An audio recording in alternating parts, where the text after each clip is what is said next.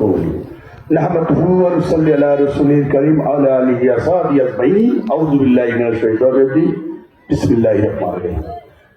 সম্মানিত মুসলিমবৃন্দ, সমগ্র আজকের এই সভার সম্মানিত সভাপতি, সম্মানিত বক্তারা, প্রধান বক্তা, দ্বিতীয় বক্তা, অতিথি বক্তা এবং সবচেয়ে যিনি আমাকে কথা বলার অনুমতি দিয়েছেন, আমি আজকে তো অবাক হয়ে গেছি।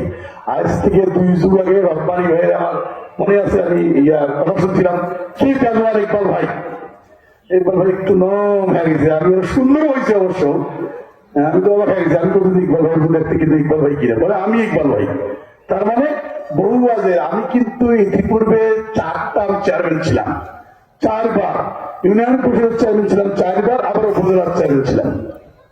সেই সুবাদে মোটামুটি এই লাইনগুলোতে আছি। আমি সবাইকে জানাচ্ছি আমার পক্ষ থেকে সালাম, আসসালামু আলাইকুম।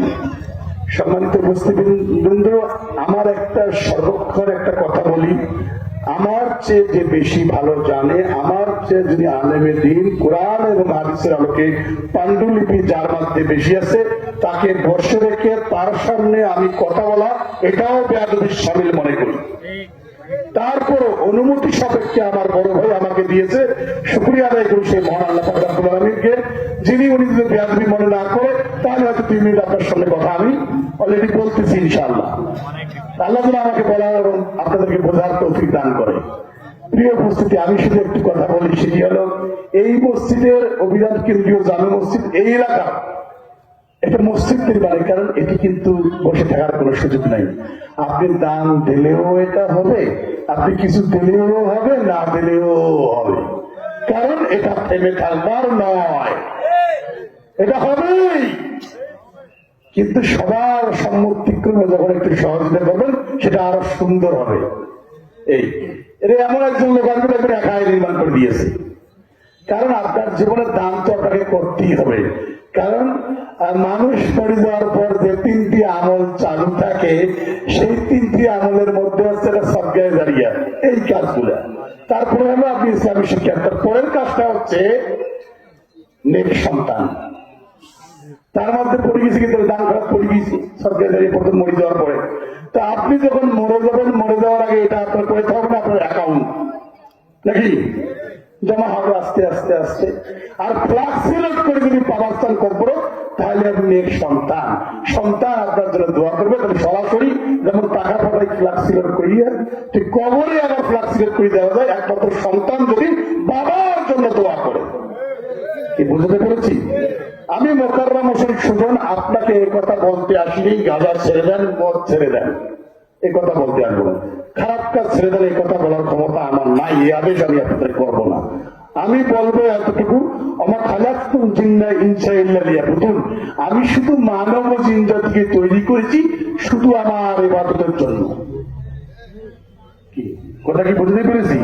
ইবাদত বলতে এটাও শুধু নামাজকে ইবাদত বুঝেছে তা কিন্তু নয় বন্ধুরা আমার। অন্যায় যেখানে হচ্ছে, অত্যাচার যেখানে হচ্ছে, জুলুম যেখানে হচ্ছে, ব্যভিচার যেখানে হচ্ছে, সেখানে প্রতিবাদ করবেন, এটাও ইবাদতের শামিল। কি বুঝতে পেরেছি?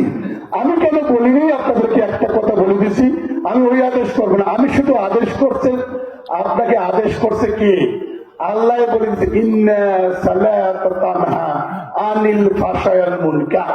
এখানে বলে দিচ্ছে বাংলা অর্থ, আপনি নিশ্চয়ই নামাজ তোমাকে সমস্ত অপকর্ম থেকে দূরে সরে রাখবে। এই কথাটি কার? তাহলে আল্লাহ যদি বলি থাকে আমার কোন টাকা পড়ছে, আপনাদেরকে বলবো গাঁজা ছেড়ে দে, মদ ছেড়ে দে, জুয়া ছেড়ে দে। আমি বলবো আগে তুই নামাজ পড়, কারণ নিশ্চয়ই নামাজ তোমাকে সমস্ত অপকর্ম থেকে দূরে সরে রাখবে। আবারও বলি এই কথাটি কার? আল্লাহু আলা কুল্লি শাইইন কাদির, যিনি সমস্ত জিনিসের উপর ক্ষমতাপূর্ণ। আসলে কি ঠিক? এটাকে জোর দিয়ে বলছে, হ্যাঁ ইন্নাল কুওয়াতা লিল্লাহি জামিয়া, নিঃসন্দেহে যিনি সকল ক্ষমতার মালিক। এই কথাটি তার। আমার কি ভাই টাকা পড়ছে কথা বলা? আচ্ছা, এখন কথা হচ্ছে চেয়ারম্যান সাহেব আপনি তো খুব বললেন, আপনি কি নিজে ওই কাজটা করেন কিনা প্রশ্ন এমনটা আসতে পারে। আবার বলবেন আর্মির কথা বললে তোমাদের দাঁড়িয়ে নাই, কথাটা এমন আসে। কথাটা হচ্ছে এরকম, আপনার ফরজের মধ্যে যদি গাফিলতি থাকে, সুন্নত ধরে টানানি করার দরকার নেই। আপনি অনেক লোক দেখবেন, হ্যাঁ তোর নামাজ হয় না, তুই নামাজ করিস না, দান করিস না, এটা করিস না, এটা করিস না, এই কথাগুলো বলে। এখানে হযরত আলী রাদিয়াল্লাহু আনহু বলছেন, ওই লোক ঘুমিয়ে থাকো, কারণ সমালোচনার মধ্যে যাই না। আগে কথাটা কি আমি বুঝাতে পেরেছি কিনা জানি না। আমি এখন আমাকে আজকে আমি আপনাদের মাঝে আগন্তুক অতিথি, ওই যে একটা কথা ছিল গ্রামে, ঘাড়াত পেলাম কামার দাও বনে দাও হামার, আমি কিন্তু আগন্তুক অতিথি। আমার বড় ভাই বলেছে আমি তাই এসেছি। আর আমারও যেহেতু একটা মৌসুম, ভোটের মৌসুম, এই ফাঁকে আসলাম। আমার একটা অভ্যাস ছিল, আমি যা বলি তা আমি করি। আমি যদি নিজের সিগারেট যখন খাইতাম আমি বলতাম না কাকু ভাই সিগারেট ছাড়ি দিই, আমি ছেড়েছি তাই আপনাদেরকে বললাম। কারণ আমি যা বলবো তা আমি নিজে করব।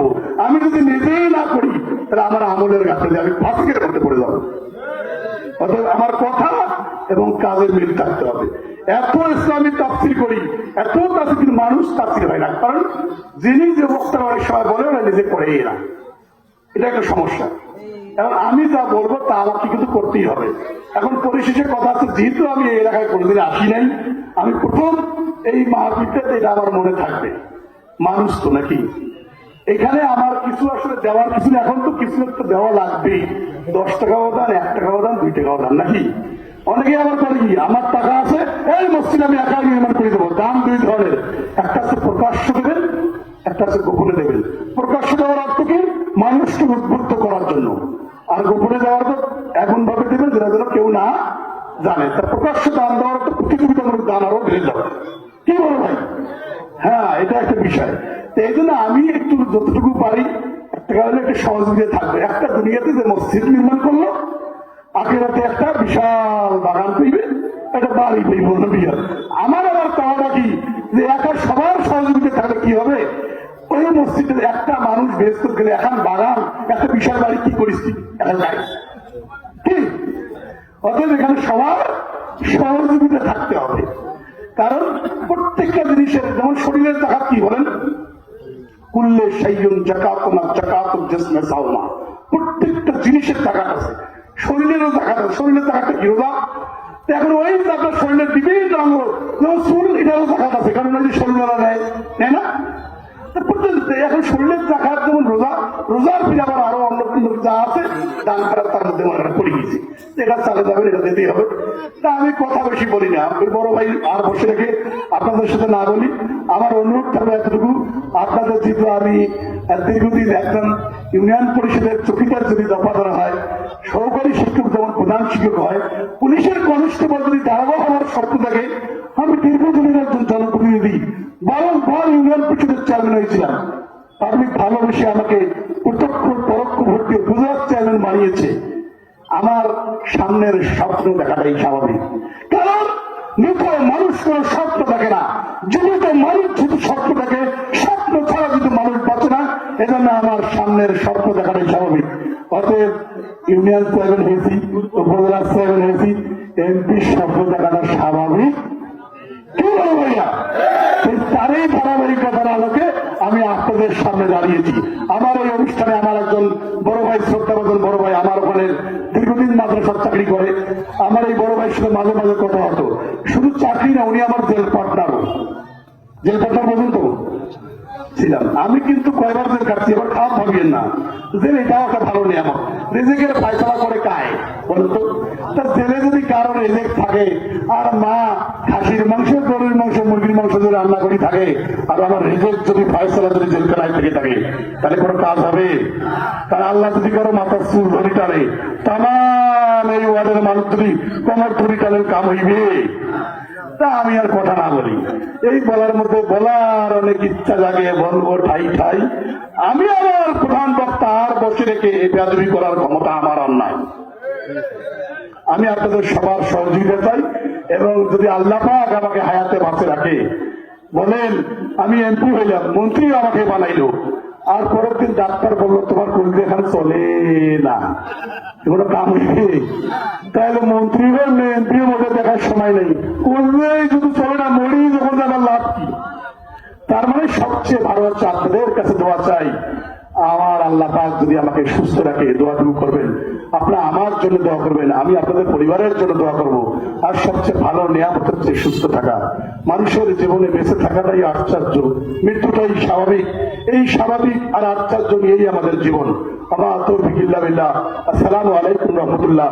ধন্যবাদ আয়োজক বৃন্দ। ধন্যবাদ আজকের যিনি সম্মানিত যিনি সভাপতি রয়েছেন, ধন্যবাদ আমার ইকবাল ভাই, ধন্যবাদ যারা যারা প্রধান বক্তা যারা রয়েছেন। সবাই ভালো থাকুন, সুন্দর থাকুন, সুস্থ থাকুন। আপনারা আমার জন্য দোয়া করবেন, আমি আপনাদের পরিবারের জন্য দোয়া করবো। আবার তৌফিক ইল্লা বিল্লাহ। আসসালামু আলাইকুম রহমতুল্লাহ। হিন্দু ভাইরা যারা আছেন যদি থাকেন পাশে, অনেকে দেখছি আমি দেখছি কয়েকজনকে মানবতা জি থ্যাংক ইউ।